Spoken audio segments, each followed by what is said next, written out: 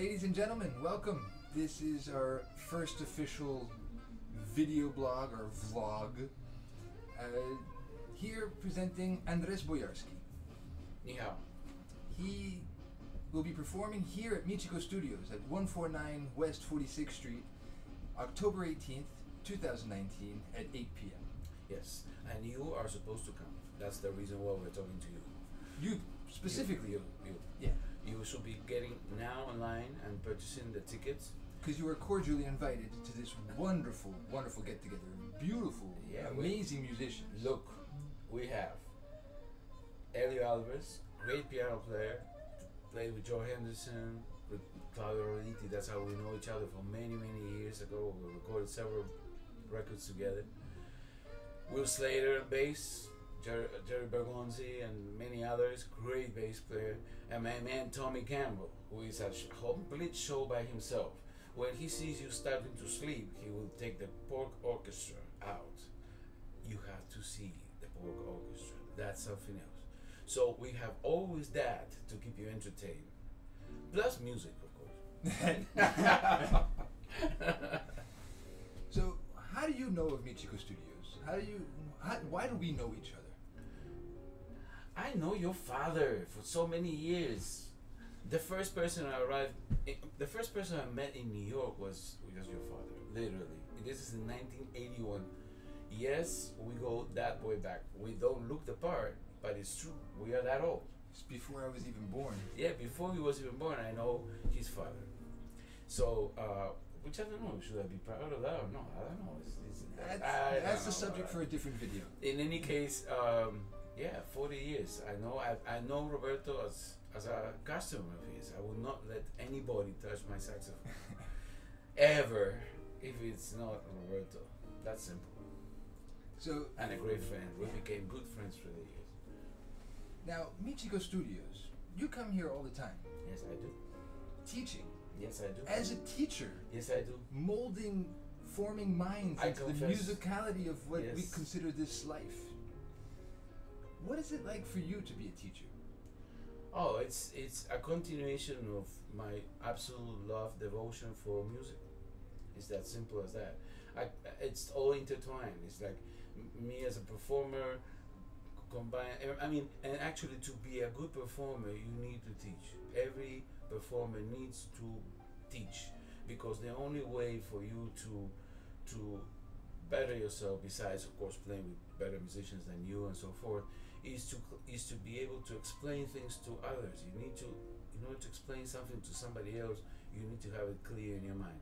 Unless you're like improvising, doing free jazz on improvising freely on subjects without knowing them, you know. But even then, you still need to know what the chord changes are. Well, basically, you need to know what you're talking about. And teaching is not just a collection of books that you present to somebody and force them to and put a long face if they don't practice, which, by the way, through years, one recognizes already. When somebody goes into a room, you already know if the person practiced or not. You know, they're sweating. Yeah, but when they're sweating and they're trying to sorry, that's it. You know that they didn't study. But it's much more than that. It has to do with sharing a life experience, and the experience that one, that you learn from the elderlies, from the great musicians that you had the chance of playing with, through your own experience as a performer, traveling around the world, meeting other people, performing with other people, performing in different contexts. All of that helps your teaching. And the teaching also helps you to try to concentrate more in your performance, to be more specific, more clear, more concentrated on what you want to transmit. Almost as if you know how to explain yourself to another person, which you can use on your music to express yourself becomes more clear. Yeah, if we knew more about that, we would have less fights and live in a better world. Now, as a teacher, let's say we have a total beginner coming. What are some of the subjects that you guys touch on to try and help someone get the confidence to actually want to practice? Wow, that's a tough one, because when you start off with somebody who's just really beginning from zero, first you have to know what amount of time the person counts with. I mean, you have enough. How much time do you have in your hands to practice and so forth? Many times people come and ask, how many hours do I have to practice? It's not about that. It's the quality of the time that you practice, as opposed vis-a-vis to just play hours and hours and hours and watch your phone, your Facebook, take care of the cat, the dog, whatever. No. What matters is that, the concentration, the periods of concentration. You might achieve much more in half an hour, 45 minutes of concentrated work than hours of just being distracted constantly by something else. So this is a very important thing. Then you have to adjust as a teacher. You have to adjust to what the student, in my experience, this is the way at least I perceive. I adjust to what I can see that the student is willing at first to invest into it. Because if I start demanding things that you will not going to have the interest, I have to give you the sweet and the not so sweet together and make you accept it. That's the difficult part of the teaching. Right. For teaching, you have to make it interesting for the person to take the stuff that you like. Of course, you want to do it without too much, with too much pushing. But the thing here is to try to indirectly, somehow, inadvertently, also make you spark an interest and make you do things that might be otherwise out of your comfort zone. Exactly. But staying in your comfort zone will kill you. Yeah, absolutely. Absolutely. Now, what about a more advanced musician? Someone who's been playing several years, you know that they have a nice tone, but they're just looking perhaps maybe. Do you teach improvisation classes? Well, there is a lot of it has to do. See, there are different ways of approaching this. There is a formal way, which are just working on books or methods. I insist. One of the things that I always insist with all my students is that they need of sitting down at the piano and working out on the piano. But for advanced, besides this, which is a fundamental thing for anybody who really wants to play jazz seriously, you really have to have a knowledge of a piano or an harmonic instrument, because you have to. The piano is the best because you can visualize a chordal instrument. Chordal instrument. The piano perhaps the best because you can visualize this, and when you're improvising, it's very important to the. Another very important thing, in answer, being more specific about what you're asking, is a lot of work there goes into conceptual items, conceptual topics. So through the years you learn things that work, things that don't work, things that you want to stress that should be, to have a priority in your considerations when you're performing and so forth.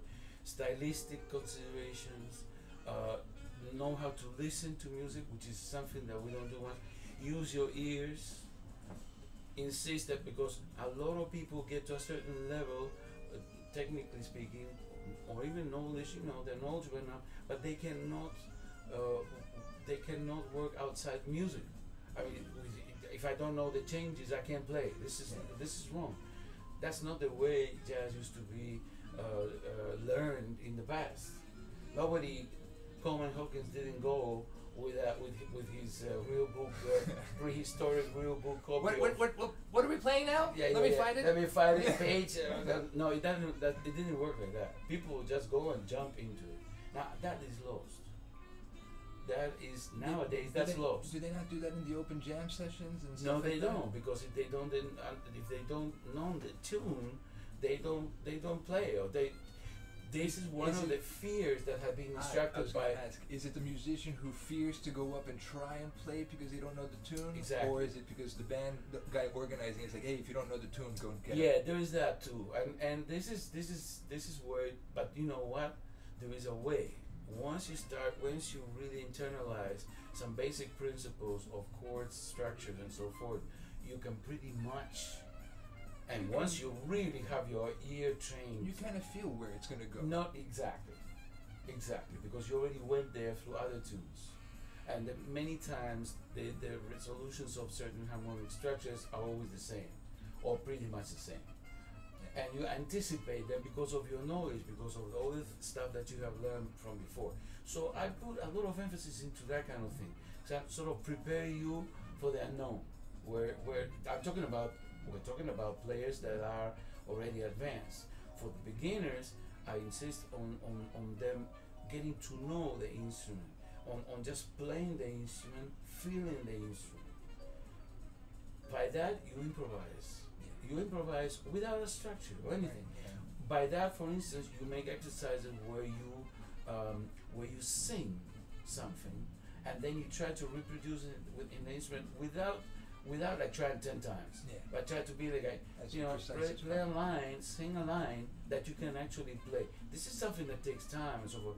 So there are different stages on the development of the musician, but the important thing is using your ears, which has become almost like a bad word. A lost art. A lost art of playing by ear.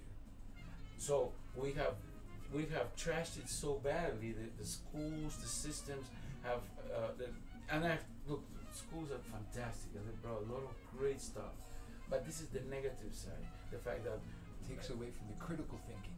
And then on top of it, everybody pretty much has the same influences. So push you. This is another thing for the advanced player that I always try to do, is try to listen together, to push you to listen to things that are not common. So you get information that is not common to everybody, which will help you in turn to create your own sound. That's it right there. You understand? Because if we all listen to the same stuff, we all end up sounding exactly the same. Yeah, I can see that. So that's basically, so we are touching very briefly, superficially, over a lot of topics that are very important and that during the lessons with people at different levels you work on. A lot of conceptual stuff, particularly with advanced students, but also with because you never know when they will quit, and at least you want to leave someone with enough information that they can. I would like to see my student to work, to know what they have to do by themselves, and to, as you said, critical thinking, develop that critical thinking to their own work, and analyze it and say, well, I remember this guy told me, search for this, try to do this, but by means of doing this and that. In other words, use your own judgment, but you have to have the elements, and they come from the conceptual stuff that I'm talking about now. Excellent. Did you understand? Everything. Absolutely. I was with you 100% of the way. Obviously, I haven't played my instrument since high school. That was just a couple of weeks ago. I saw you going to school. That's the last day of school. Yeah. So, I mean, as much as I understand, I remember those moments when you feel frustrated, when you have no idea what, you're having an identity crisis because you want to get better, so you're listening to better musicians, you're trying to transcribe Jackie, McLean, Charlie Parker, and all that, and then you find yourself sounding exactly like them, which will frustrate you, or frustrated me. So but you have to listen to the masters first. You have to purposely listen to them, imitate them, copy them to the most, and then this is the bad forget part. everything. Well, that's what it is when you go on the bandstand. When you learn a tune and you want to play on it, you just have to forget about it. Yeah, it's that simple. You can't be going on the bandstand thinking F sharp. So now what was it? A B, C sharp. Forget it. You did that already. Forget it. The last weeks, months before that, you've been practicing every day. That's when you were thinking about it. You practice that at home, or you go. Yeah, you practice that at home. You sit at the piano. You find and understand the harmonic movement of the tune, and you put it aside. And then when somebody calls it, you already have it in your head. With time, with plenty of practice of this kind of procedure, you learn to understand that there are certain things that repeat themselves constantly. And we have the 2-5-1 progression. We got all kinds of things that repeat themselves, that constantly. So this is very important. But to know it, you can. Sonny Rollins used to say, or still says, as far as I know, he still says that basically he cannot think of two things at once. You can't think of. Let me remember the structure. It's counterproductive. It's you can. Yeah. I can barely think one thing at once. You know, so imagine if I have to think two things at once. It's impossible. It's very, very hard. That'll probably block you more than anything else. Yeah, of course. That's the main problem I'm finding with most students that I see. That they come blocked. And this is the wrong thing. You cannot block yourself, because it's completely the opposite. You want to be open to music. You want to free yourself. You want to express yourself. There's the word blockage and express yourself have nothing in common. They're just two sides of a coin, opposite sides of a coin. Well, I hope you guys have a better idea of who my big brother Andres is. Again, Michiko Studios, October 18th at 8 p.m. Who are you playing again? Okay, we have him, Andres. Helio Alves on piano. Helio Alves. William Slater on acoustic bass. Acoustic bass. Tommy Campbell. Tommy the Man Campbell on drums and percussion. And Polk Orchestra. We hope to see you there. Please continue, and if you like what you saw right here, I plan to make more videos with other featured artists such as Andres, giving you guys an idea of what it's like to be me behind the counter in front of these giants, just being able to listen to their stories. Are you talking about my stomach? I love you. So again, Michiko Studios here at 149 West 46th Street, October 18th at 8 p.m. Hope to see you there. 再见。